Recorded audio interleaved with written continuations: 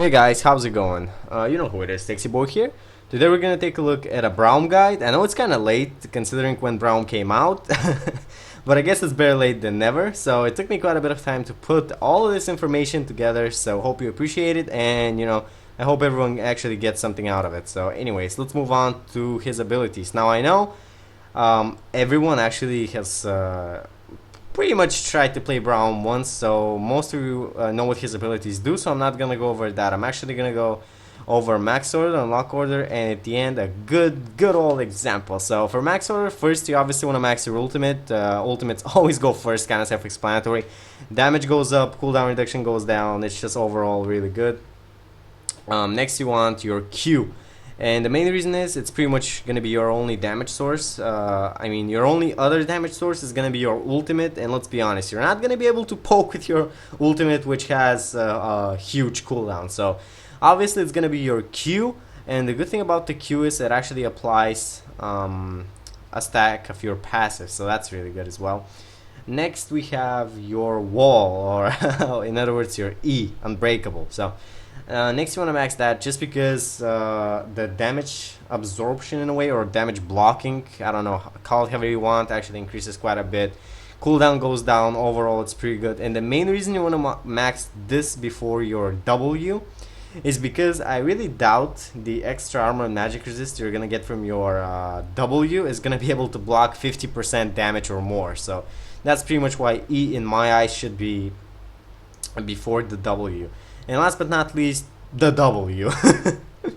Stand behind me. So pretty much self-explanatory. Increases armor and magic resist. Not much to go about there. So for the unlock order, go for first with your Q. Again, it's gonna be really good early. You can actually get a good first blood if you know what you're doing, because it does apply a stack of the passive. Next you want your W, just because it offers quite a good escape. It's kind of like flash, I would say. It's kind of like having a second flash. You can just get out of there really easily from a hook or grab, let's say, for example. Next you want your E, which is gonna be unbreakable. And last but not least, your ultimate. Really not much to go about there. So let's have a look at the example. As you can see, first we start with Q, then we go to W, then the E, then we max our Q first, then E, and then W. And ultimate, of course, whenever possible. In other words, 6, 11, and 16. Let's move on to the runes now. Okay, there we go. As you can see, everything is put neatly together. So for the runes, I'm actually using armor reds, magic resist blues, health purples, and for the yellows I actually use a little bit of a mix here. I use 5 healths and 4 armors, and the main reason I do this is if I go all health, my armor drops quite a bit, so I really cannot do this. I just cannot do it. So I gotta have some armor in there, otherwise my armor drops a whole lot. So of course you can experiment with this. Go all health or go all armor for the yellows. It's kind of up to you. This is just my personal preference. 5 to 4. So next we have the Masteries. This is gonna be a page I actually prioritize in pretty much all my games and supports. This is pretty much my support page. I even named it support, so I'm gonna give you one more after this in case this one doesn't quite suit you. So we have 4 points in the offense tree, which gives us 5% cooldown reduction, which, as we all know, is pretty good on supports. In the defense tree we have 7 points, which give us the extra health, extra armor and magic resist, I believe. Damn new memory. And in the utility we have 19 points. The extra movement, mana recovery, extra gold, that's really important. 5% cooldown reduction and extra XP. Now I would consider taking this mastery page if the lane isn't really going to be a kill lane. You're not going to get most of your gold from kills. You're just kind of staying there, farming your AD carry, farming up, no kills, no nothing. So this is pretty much where I would get it. Next, this is the page which I would get if you're really doing okay. I mean, you're killing, you and your AD carry are killing a lot. Your gold income is coming from kills and assists. In which case, this is going to be more appropriate because you're going to have enough gold. That's what I'm trying to say. You won't need the extra gold from the utility tree. So But again, take this if you think you're going to be a kill lane. Otherwise, just go with the other page. As you can see, it's 4 points in offense, just for that 5% cooldown reduction, and 26 in defense, going really, really tanky. This is gonna make you a beast early game, so again, abuse it. Next, we have the summoner spell. So I'm gonna show you only 2 combinations. Of course, you can use anything else you think you might need, but this is pretty much the basic stuff. The standard is gonna be exhaust and flash. The exhaust shutdowns AD carries, pretty much self-explanatory. Let's say, for example, you have a fed Vayne, you can just reduce her damage quite a bit with this. Really does come in handy. Really does come in handy. And the flash, you know, it's kind of self-explanatory. Really, not much to go in there. Of course, one thing I want to mention is you can use flash in a few different ways with Braum. You can use flash plus W to actually get away from enemies or chase them. It's kind of a good combo, I've noticed. So next we have the aggressive, which is gonna consist of pretty much the same thing, only difference being exhaust is out of the picture and ignite comes in. And good thing about ignite is these days all the AD carries seem to take heal, and with the ignite you can reduce their heal by, I believe, up to 50%, which is really, really good. Their heal is pretty much gonna be done for. That's it. Their heal is gonna be done for. So next we have the itemization. Quite the interesting part. So starting items. Now I'm only gonna show you one way to build Braum. Of course, this is not the only way. This is just kind of the basic way I would go about it. So starting items: relic shield, 1 ward, health potion, mana potion, and a warding totem trinket. So this is gonna be good only if you're using my support mastery page. If you're not using it, your gold is not gonna be enough. You're only gonna be able to buy 1 potion, so you gotta really decide which one is gonna be next. If the enemy jungle is active, you want to get Sightstone before Targon's Brace and Face of the Mountain, because you want to have those wards early game. You know, you want to be able to ward everywhere, so the jungle cannot really surprise you and gank you. Next, we have the inactive jungle. If he's just stacking, for example, he has a Pharaoh Flare and is just stacking, then by all means you could go for Relic Shield, then Targon's Brace, then Sightstone, and then Face of the Mountain. And of course, you still gotta get your Sightstone, keep in mind. I mean, a mid laner could come down, the jungler could come down, it's highly possible, so, you know. And one more thing I want to mention is, after you get your Targon's Brace, buy 1 or 2 wards, and just for the safety of it. And then go for the Sightstone. Don't just be like, Targon's Brace and no wards, just get a few wards, you know, don't be without vision. So next, the boots. Ninja Tabbies versus Heavy AD. They absorb up to 10% of the attack damage of your attacker or whatnot, so they're really, really good. And they give you a bit of extra armor, so again, really good versus ADs. Next we have the Mercury Treads. Well, versus Heavy CC pretty much, and magic damage. They give you 25 magic resist, I believe. I don't remember completely, but they're really good again versus Heavy CC and magic damage, so consider them if that's happening.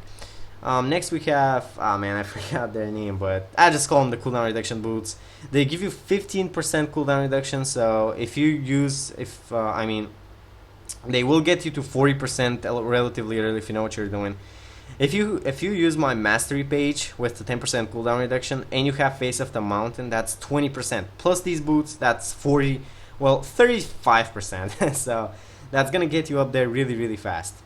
Big items. Of course, first we have Randuin's Omen. This is kind of my staple item, I would say. Actually, Randuin's and Sunfire are my staple items, and depending on how the game is going, I might go for one or the other. So, Randuin's Omen gives you a bit more armor and health than Sunfire. On the downside, it doesn't give you AoE damage like Sunfire does. So, you know, it's kind of up to you. If you want the extra damage, go for Sunfire.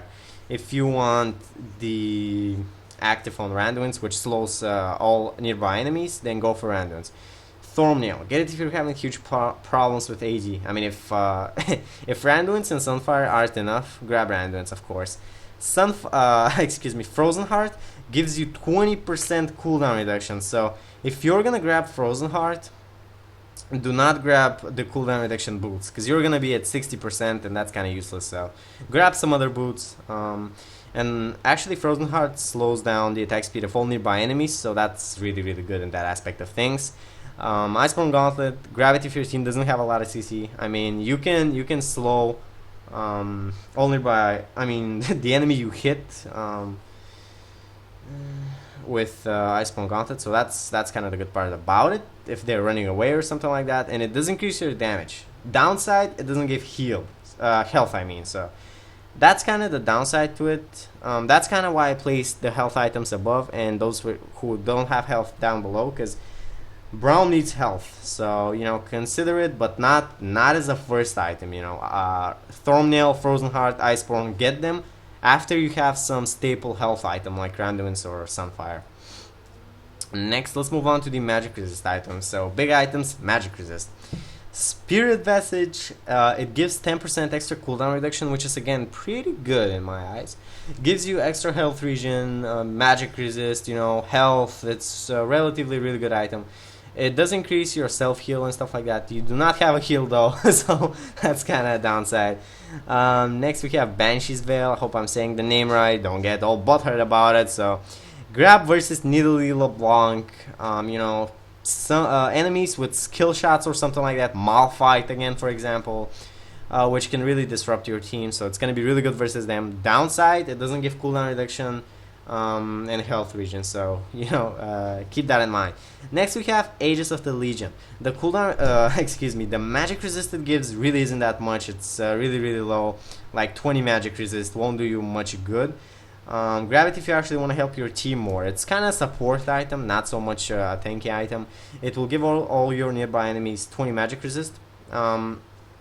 But of course, you yourself are not gonna get a whole bunch. So, next we have again kind of a confusing name, Michael's rather I don't know, I just cannot pronounce it. So, grab it if you want a bit of extra magic resist, and I believe mana regen. I might be wrong. I just don't use this item a whole bunch. So, this item I would say is good if you're duo queuing or something like that, because normally it'll take you like like half a second just to react, and until you click and your AD carry might not react. So it's not exactly the best item if you and your AD carry aren't in perfect synergy or whatever. So again, grab it if you think your AD carry will react in time when you free him. So yeah, that's pretty much it. Next we have the extra items. I just placed them in extra because they didn't really fit in anywhere much. So first we have Warmog's Armor. It gives you a whole bunch of health. So it's really good on Braum, especially since he really needs health. So in that aspect of things, it's really really good. Next we have Zig's Herald. Grab this if your team is mainly AD. Otherwise, I wouldn't consider it a whole bunch. So it gives you 20% cooldown reduction, which again means know what you're doing. Don't go up to like 70% cooldown reduction. You don't need that much. You need like 40%, which is the maximum. So again, just know what you're doing, and it gives you health. Not a whole bunch, but it's still something. And yeah, that's pretty much it about this item, really. Next, upgrade your items. Now this is something really important. When you're full built and you're just getting gold and don't know what to do with it, which would be around 15 minutes, I'm guessing, really depending on how the game is going, but relatively around that point, start upgrading your items, which are just staying there and not giving you anything extra. So Aegis of the Legion, upgraded to Locket of the Island Solary, which is going to give you extra cooldown reduction.